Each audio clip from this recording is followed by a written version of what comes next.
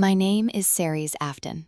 I was 33 the morning I stood outside the municipal courthouse, fully expecting my life to be dismantled. The air smelled of old paper and bitter coffee. Kaelen, the man I had slept beside for a decade, had filed for everything. He wanted the architectural drafting agency I had built from the ground up. He wanted our restored farmhouse. He wanted primary custody of our twins, Rhea and Thane. Above all, he wanted the spectacle of taking it all from me. His mother, Olena, had dedicated her winter to a targeted campaign within our local parish. She painted me as an ice queen, a career-obsessed miser who had suffocated her golden boy. The neighbors swallowed the lies without chewing. I had given up trying to defend myself. Then, mere seconds before the bailiff unlatched the heavy oak doors, my mother leaned into my shoulder. The two words she whispered stopped the breath in my throat. A quarter of a year after that morning, after I handed over the keys and signed the dotted lines, every single person in Kaelen's orbit would bitterly regret the victory they had manufactured. Welcome to the Silent Tides audio journal. We share the untold accounts of women who refuse to break when their foundations crack. You won't find revenge fantasies here, just women who calculate their exact worth while the room tries to devalue them. Subscribe if this resonates. I started my agency on a warped drafting table in a damp basement, before Kaelen entered the picture, before the twins were a thought. My only assets were a single freelance contract and a cracked laptop that overheated every hour. I drafted blueprints for a local bakery, then a hardware supplier, then a clinic. Slowly, the independent contractors of our coastal town handed me their messy sketches and their zoning panics. By the time I hit 30, Afton Blueprints occupied a brick-and-mortar studio on the high street, 3 drafting stations, my name etched on the frosted window. I still carried the original tarnished key on my ring. It had worn smooth from years of unlocking that door in the freezing pre-dawn hours. The locals looked at the brick facade, the steady stream of clients, the shadow of my late father's legacy, and assumed I was hoarding wealth. They never saw the brutal profit margins. They never witnessed the countless late nights I spent correcting structural errors for free, simply because I couldn't stomach the thought of a neighbor losing their livelihood over a collapsed roof. I became the load-bearing wall for everyone around me, the designer who caught the contractor's lie before the foundation was poured, the partner who absorbed every domestic and financial shockwave. I was exceptional at carrying the heavy timber. I confused endurance with virtue. It took a judge and a betrayal to reveal that my reliability was the exact weapon they would use against me. Kaelen possessed a dangerous kind of magnetism. He could hold eye contact and make you feel like the center of the universe, only to forget your face the moment you turned around. We married when I was 24. He brokered commercial real estate across the region, and for a long stretch, we functioned. The rot set in 3 years before the court date. He had launched a speculative property flip, sinking our liquid savings and a massive high-interest loan into a deal with a developer who vanished into thin air. When the creditors started circling, Kaelen sat at our dining table entirely pale. I reacted out of habit. I quietly moved capital for my agency, liquidated my personal emergency funds, and neutralized the threat before it could shatter his credit score or his fragile ego. I believed I was shielding him. I asked for zero recognition. Instead of gratitude, I received a slow-burning hostility that I failed to identify until it was far too late. A man with Kaelen's pride can overlook almost any flaw, except the humiliation of being saved by his wife. The passive-aggressive comments started bleeding into our daily routine. I would brush it off, trying to bridge the gap. He had twisted his own shame into a narrative where my competence was a cage. He viewed every saved dollar as a collar around his neck. That night I paid his debt was the true death of our marriage. I just spent 3 more years pretending the structure was sound. The warnings were agonizingly mundane. That is the trick of it. Unexplained delays on his commute. A distinct brand of cedar cologne I never purchased for him. His phone constantly flipped face down on the granite counter, vibrating like a trapped hornet. I need to clarify something crucial here. I did not turn into an investigator. I refuse to dig through his pockets or monitor his location. My entire profession revolves around analyzing details. I understand the sharp line between observing and hunting. I simply notice the shifting behavior, the same way you notice a hairline fracture in a ceiling long before the water breaks through. Tamsin was the variable that kept appearing. She was an interior decorator who had staged our farmhouse years prior. Sharp, curated, and inexplicably present at the same local markets, the same charity galas, the same coffee shops. I brushed off the coincidence. Then, one rainy Tuesday, Kaelen's phone lit up on the kitchen island while he was upstairs. A single notification drifted across the locked screen before I could look away. It was not a romantic cliché. That was the detail that knocked the wind out of me. It read, "Did you find out what the old man actually left her?" It was a calculated, icy inquiry about my inheritance, sent by a woman who already knew the layout of my bedroom. I stood frozen on the hardwood floor, realizing this betrayal was not driven by passion. It was an acquisition. Haley is the only familial ledger I bother maintaining anymore, the kind where both columns actually balance out naturally. The rest of the bloodline has my contact information. They know my address. They know my door isn't deadbolted against them. It is simply that I am no longer standing in the frame, using my own spine to prop it open. If they ever want to walk through it, they have to do exactly what I did, carry their own weight. I learned a brutal lesson at that catering hall that I desperately wish I had absorbed at 28. Generosity is not a permanent debt that the people you love are entitled to extract from you forever. The moment you finally calculate the true cost, you discover exactly who valued your presence and who only ever valued your utility. That is the reality. 6 years of silence, 4 manila envelopes, and one celebration that finally forced the truth into the light. If you are the person quietly keeping everyone else afloat while they mock your dedication, let this be your final notice. You are allowed to stop. You can drop the burden and still be a deeply good person. Kaelen lacked the spine to tell me to my face. The legal summons arrived on a Thursday, hand-delivered to the agency so the neighboring shop owners could watch the courier march through my glass doors. I read the documents at my drafting desk, the blinds tightly drawn. He was not merely dissolving the marriage. He demanded the farmhouse. He demanded an equitable division of the marital business, which was a sanitized way of stating he wanted 50% of Afton Blueprints, a company he had never stepped inside except to demand bailouts. And he demanded primary custody of Rhea and Thane. The opposing counsel was listed as Torin, Kaelen's cousin on his father's side. That single detail confirmed this was a coordinated family siege. The summons formally requested a complete valuation of my agency as a shared asset. The floor beneath my chair felt like it was dissolving. When the panic subsided, I fell back on my training. When the structural integrity fails, you call an engineer. Solstice was a forensic financial advisor I had collaborated with years ago. She had a cold, clinical way of operating that instantly grounded me. I spent 10 minutes outlining the disaster: the affair, the property, the agency, the children. She absorbed the information in absolute silence. When I finished, she asked a single, razor-sharp question. "Cerys," she asked, "did you ever funnel your father's money through a joint account?" In that heavy silence, I realized she saw the entire chessboard. I answered without a second hesitation. Never, not once. Vane's ghost felt present in the room as I spoke the words. The inheritance had remained locked in its original vault, untouched by any shared expenses.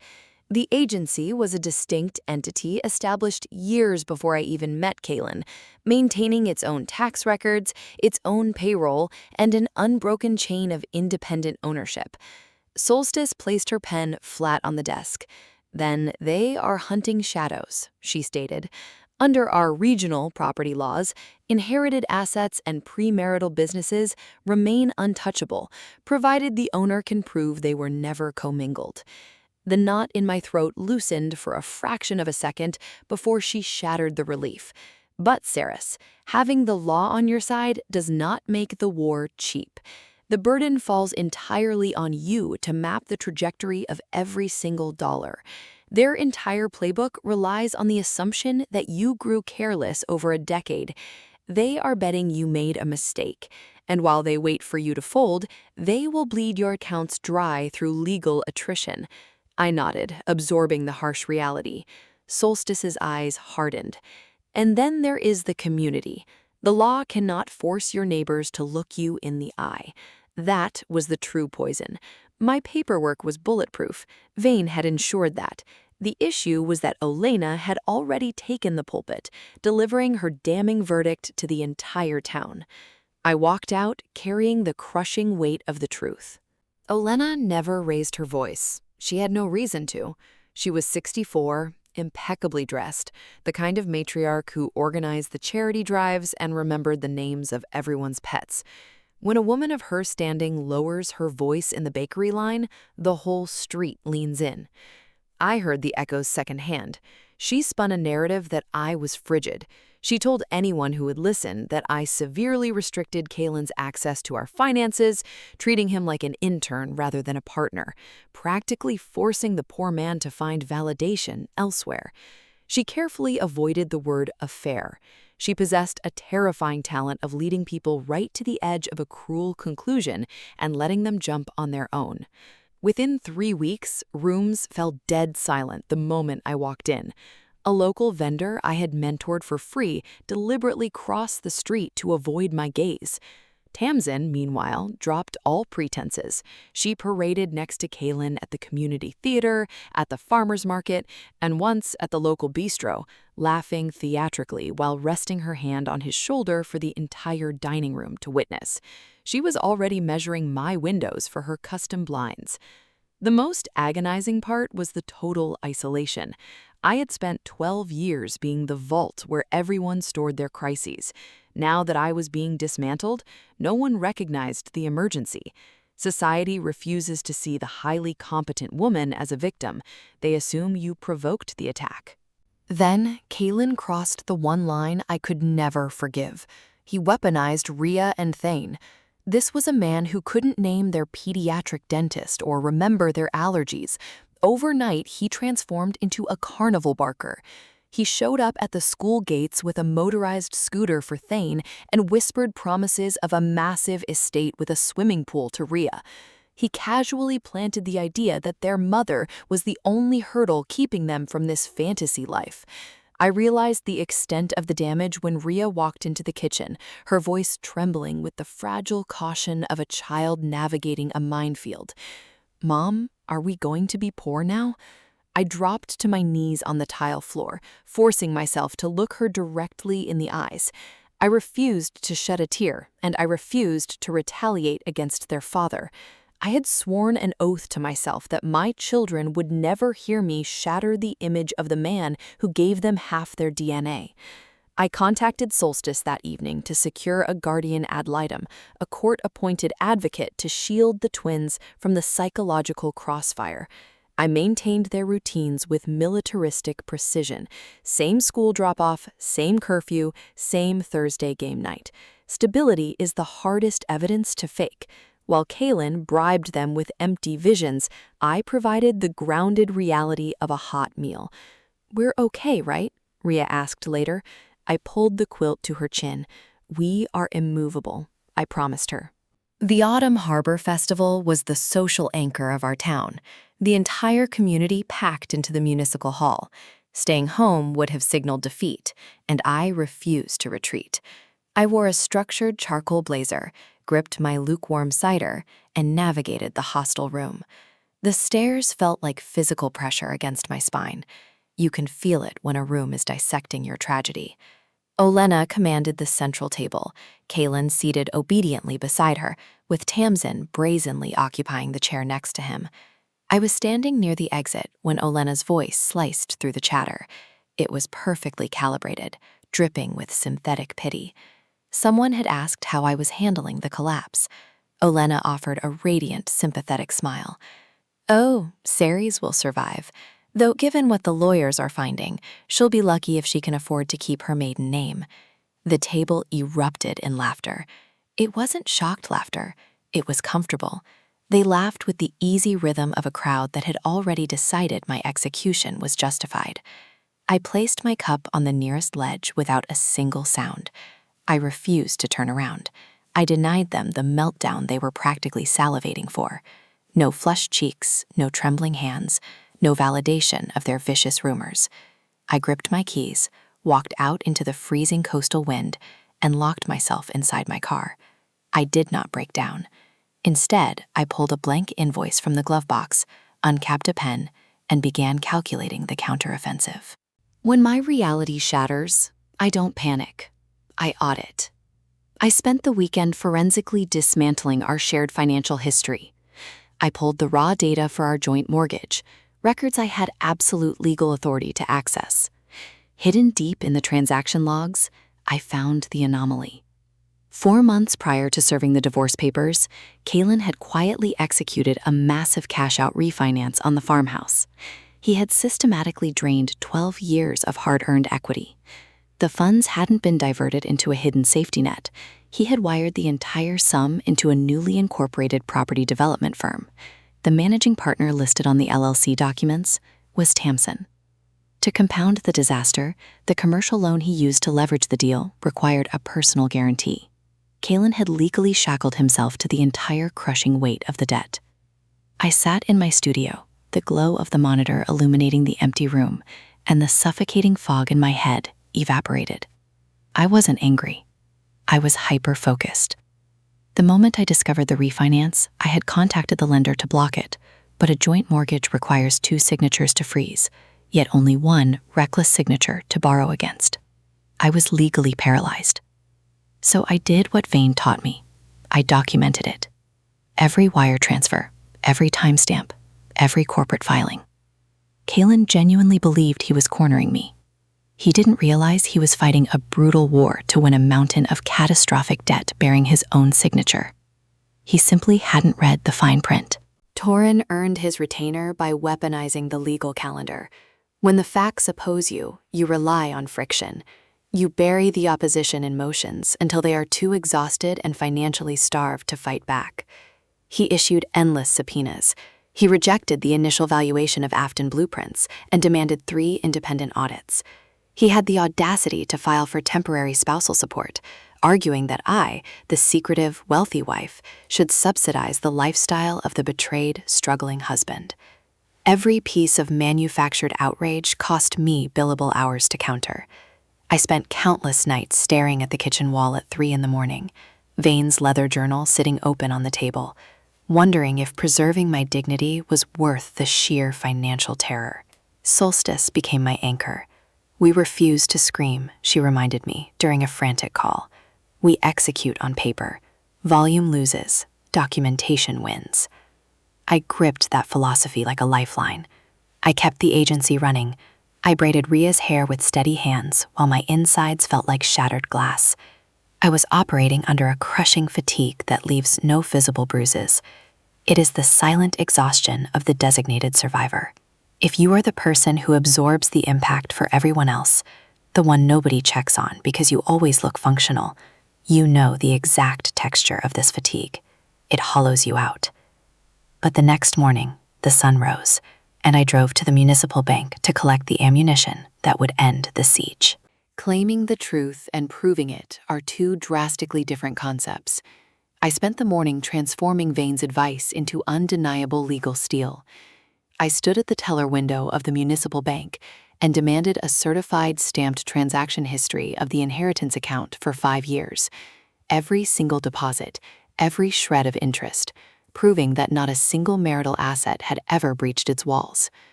Next, I drove across town to the archives of Vane's retired attorney. I secured heavily notarized copies of the original will, the estate distribution ledgers, and the deed to the coastal property.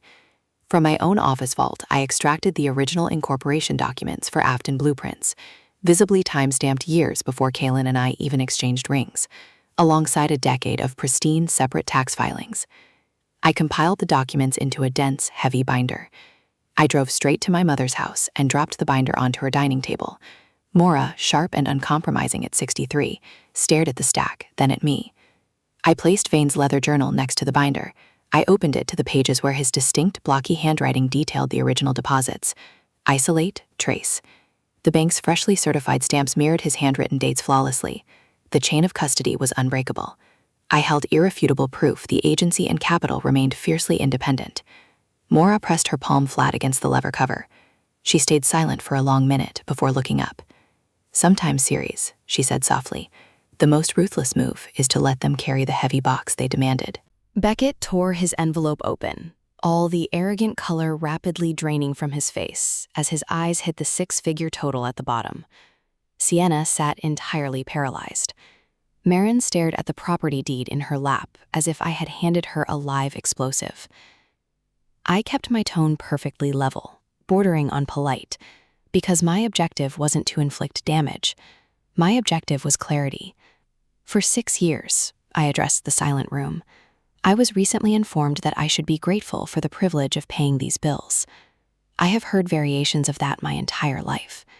So I wanted tonight, surrounded by everyone who admires this family, to permanently correct the record regarding who exactly was carrying whom. Marin exploded upward. Her chair scraped violently across the floor, tipping backward with a massive crash that echoed through the conservatory. "How dare you?" she shrieked, her voice snapping into an ugly, shrill pitch that shattered her composed facade. "How dare you pull a stunt like this at my celebration? You have always been exactly like this, Elowen. Bitter, dramatic, and completely desperate to make yourself the victim." The deed slid off her silk dress and hit the floor, entirely ignored. That weekend, while the twins slept off a fever in the living room, Mora shared a piece of history I had never known. We stood at her kitchen sink. She handed me a ceramic mug and sighed.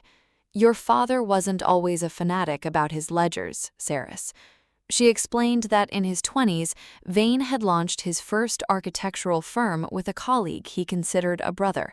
They operated on handshakes and naive optimism. They merged their capital into a single, unprotected account, believing that segregation implied a lack of trust. The partner systematically drained the accounts, locked Vane out of the studio, and vanished. Because nothing was codified, Vane possessed zero legal recourse. He didn't just lose his money, Mora explained, staring out the window. He lost his ability to prove what belonged to him. It nearly destroyed his mind. After that catastrophic failure, Vane became obsessed with documentation. He recorded every transaction, every agreement, every boundary. That betrayal birthed the leather journal. That trauma forged the absolute law of keeping capital isolated. He wasn't just teaching me accounting, he was handing me a shield he wished he had wielded. I stood at the sink, the certified binder resting on the table behind me. Kaelen and Tamsin were bracing for a messy emotional war over a crumbling marriage. They had no idea they had triggered a defense mechanism forged in my father's ruin decades ago. I dried my hands. I was finally ready for the final hearing.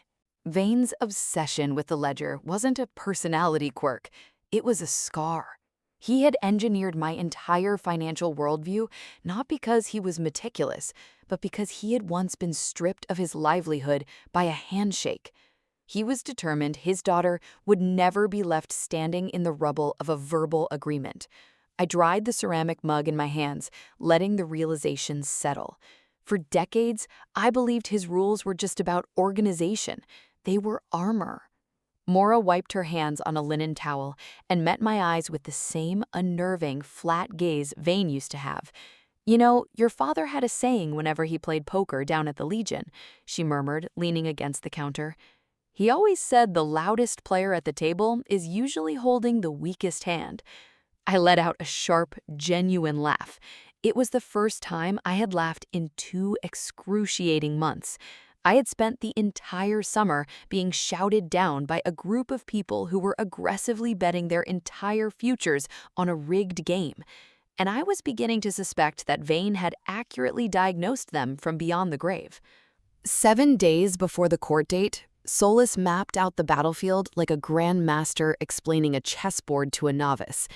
"Here is the geometry of their attack," she stated, tapping her silver pen against the mahogany desk. "They are leaning on 3 pillars.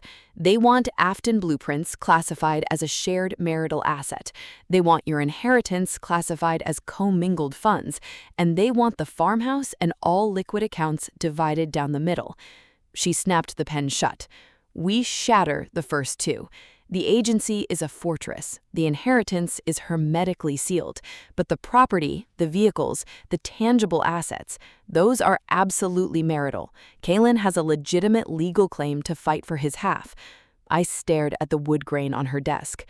So we prepare for a bloodbath over the farmhouse. Cerys tilted her head, her expression unreadable. We could. It is a war we might even win. I let the silence stretch.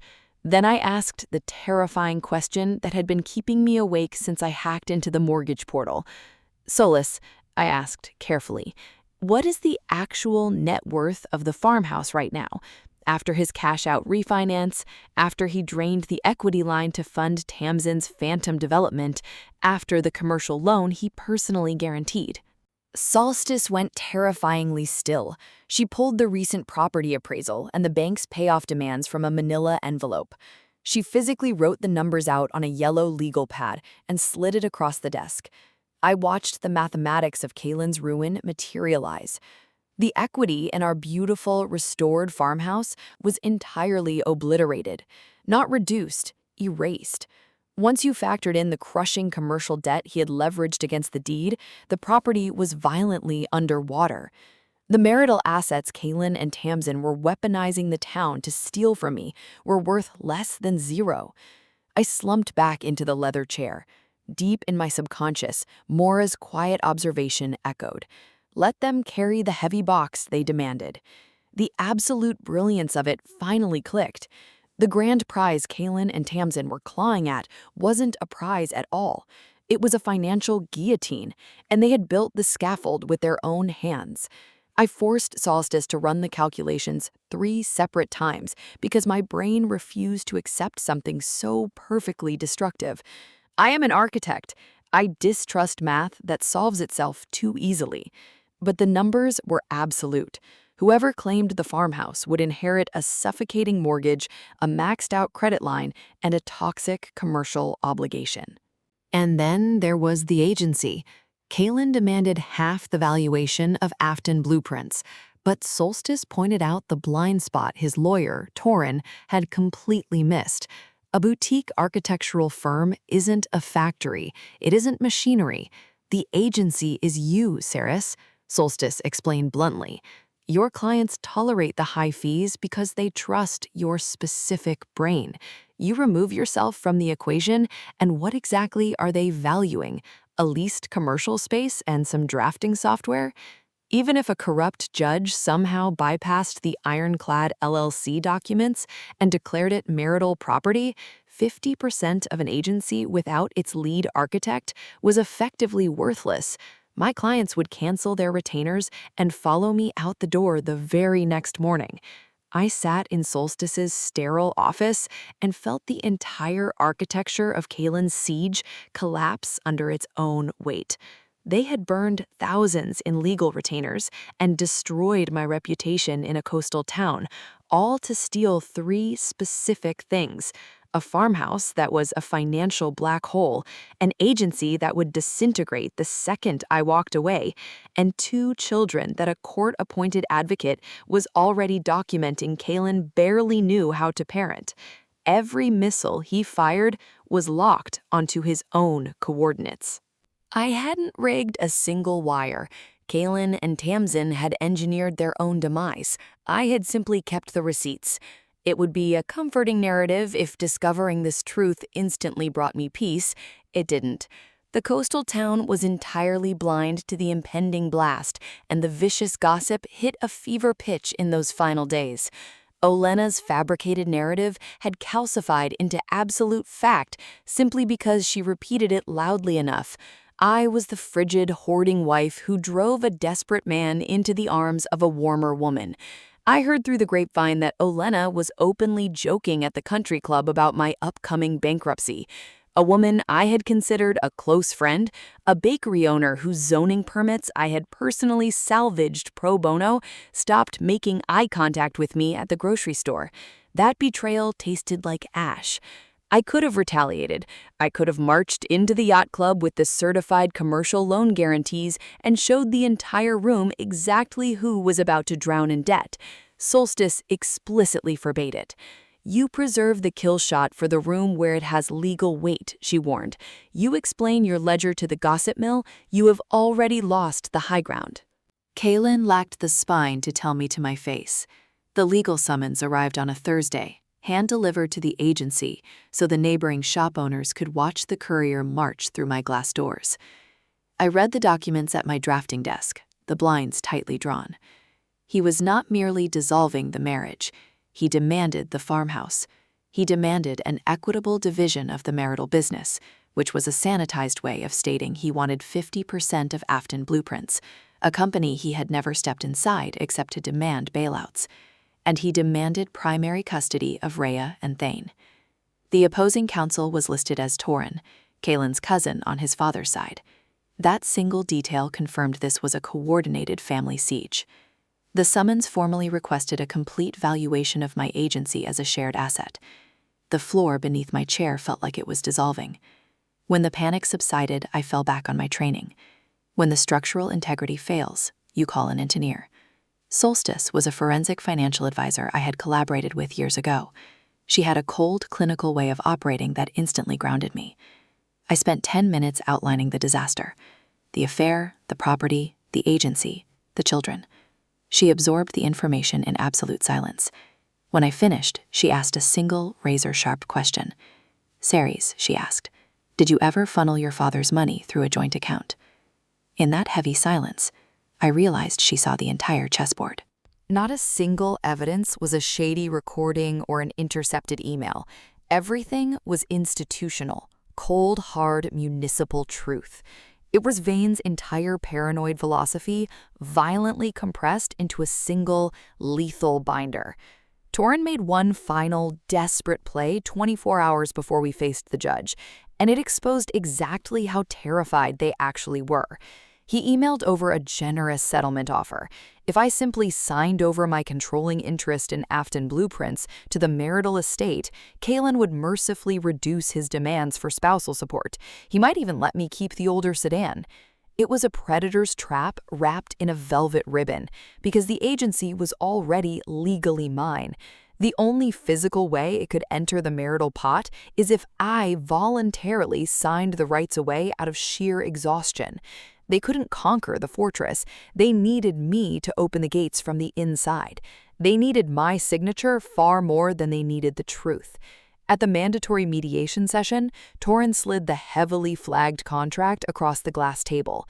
With a sickeningly polite smile, he suggested I hand over my studio keys as a gesture of good faith while the transition was processed. Out of pure muscle memory, my hand drifted to my purse. My fingers brushed the tarnished brass key, the one worn completely smooth from a decade of unlocking that studio at 5 in the morning. I placed my closed fist on the glass table.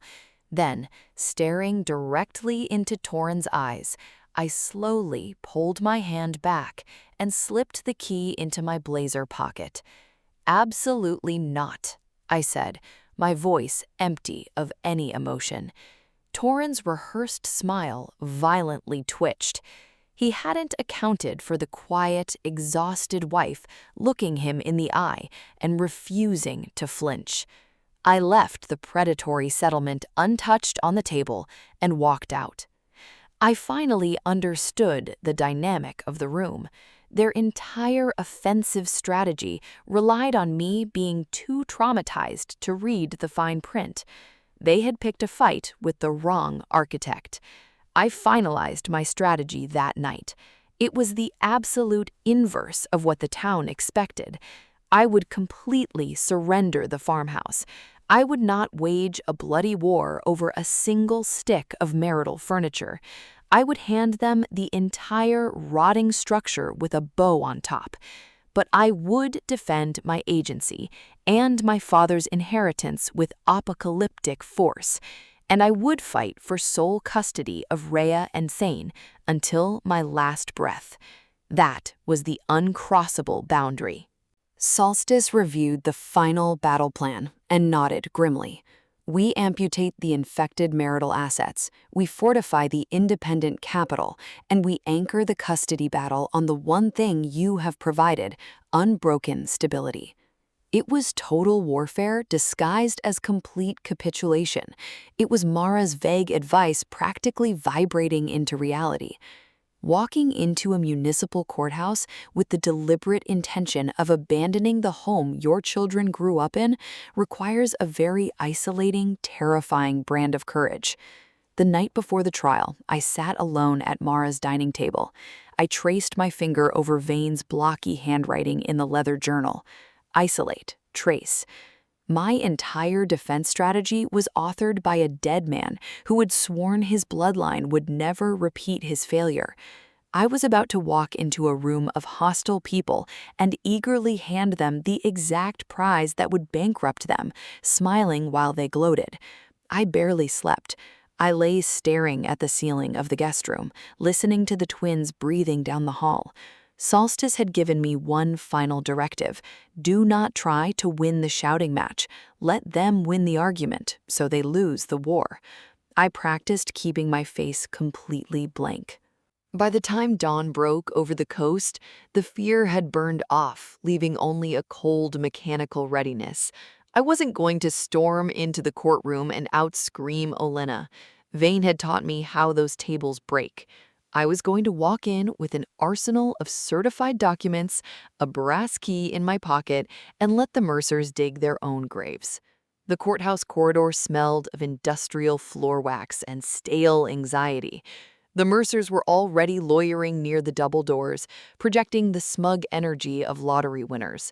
Olenna stood rigidly in her expensive wool coat, holding court. Kaelen had his hands shoved in his pockets, smirking like a man waiting for a massive payout. Incredibly, Tamsin had the sheer audacity to show up. She was whispering in Kaelen's ear, and I caught the phrase, "contractor estimates." I almost laughed out loud. Torin was aggressively shuffling his legal pads with the unearned confidence of a lawyer who hadn't properly vetted his own exhibits. An ancient radiator hissed against the plaster wall, knocking with a steady metallic rhythm. I sat on the freezing wooden bench and synchronized my breathing to the clanking metal. Mora sat beside me, radiating heat. She reached out and gripped my hand. Her grip was tight and unyielding. Mora leaned in close, her breath ghosting against my collar. In the sterile quiet of the hallway, she finally whispered the unvarnished translation of the advice she had been giving me for weeks. Give the bastards everything. Just that. Hand Kaelen, hand Tamsin, hand Olenna the entire hollow kingdom they were threatening to burn me for. In that fleeting second, with my mother's grip on my wrist and my father's ledger heavy in my lap, the trap snapped shut in my mind. She wasn't advising me to forfeit. She was commanding me to let them swallow the poison pill they had begged for. A bailiff cracked the heavy doors open and called the docket. I stood, adjusted the lapels of my blazer, and walked into the arena to execute the order. I gave them everything. Instantly. It was the opening gambit, and it landed with the concussive force of a bomb. When the judge brought up the heavily disputed marital home, Torin puffed up his chest, preparing for a brutal, drawn-out dispute. I gave Solstice a microscopic nod. She stood up, looking devastatingly bored, and announced to the court that her client was unconditionally surrendering all interest in the farmhouse. Torin choked on his opening statement. He had loaded a rhetorical shotgun to blast through a door I had just politely held open for him. Kaelen whipped his head around to stare at Olenna. A vicious, triumphant grin split his mother's face. Solstice systematically moved down the asset sheet, practically throwing property at them. The vehicles surrendered. The antique furniture relinquished. The gutted savings account, all his. I sat rigidly beside her, signing the transfer documents with a fluid, unbroken motion.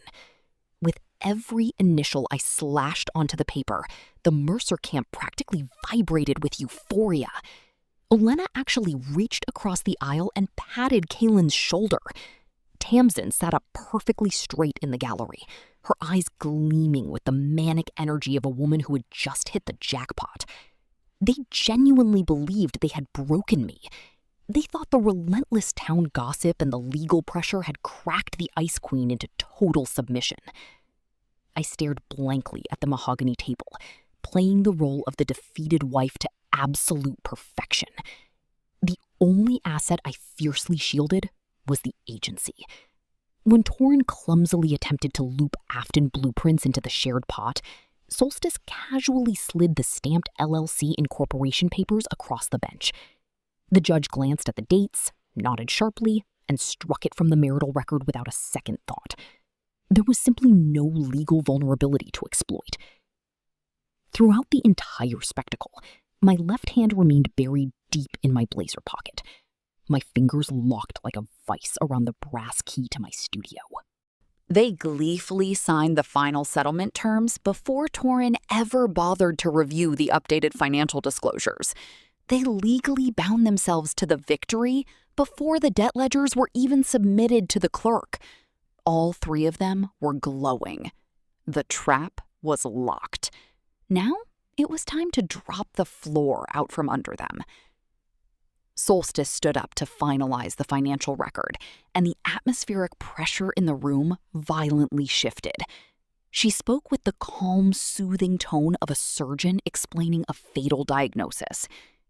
First, she submitted the untouchable inheritance, 5 years of unblemished bank logs, heavily sealed, proving the capital was strictly isolated.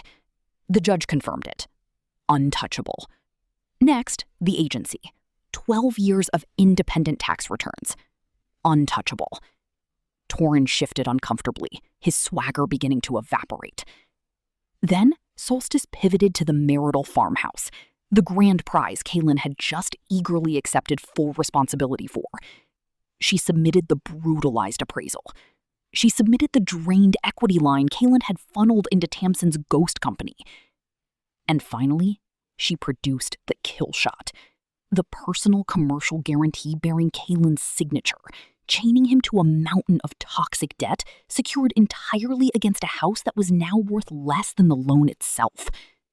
Solstice rested her hands flat on the podium. "Your Honor," she stated smoothly, "my client fully supports Mr. Afton assuming sole ownership of the estate and its catastrophic liabilities." The silence that swallowed the courtroom was absolute. I watched the realization physically strike them. Torrin snatched the appraisal documents, his face draining of blood as he realized the magnitude of his malpractice. Kaelen leaned over the table, his eyes tracking the red ink. I watched the exact second his arrogance shattered, replaced by the suffocating realization that the prize he had fought a war to win was an anvil. He was legally shackled to a staggering commercial debt he could never repay. I didn't smile. I didn't move a muscle. Mora's strategy had executed perfectly. The judge peered over his reading glasses at the devastated Mercer table. And then Olenna lost her mind. The composed, untouchable matriarch of the parish shattered into pieces. She leapt to her feet, her genteel voice replaced by a shrill, venomous shriek. She attacked Torrin first, screaming about his incompetence. Then she turned the verbal artillery on Kaelen. In front of a stunned courtroom, she unleashed a torrent of abuse far worse than anything she had rumored about me. She called him weak. She blamed him for bankrupting the bloodline over a cheap affair. Kaelen spun around wildly, desperately searching the gallery for Tamsin. But Tamsin was already out of her seat.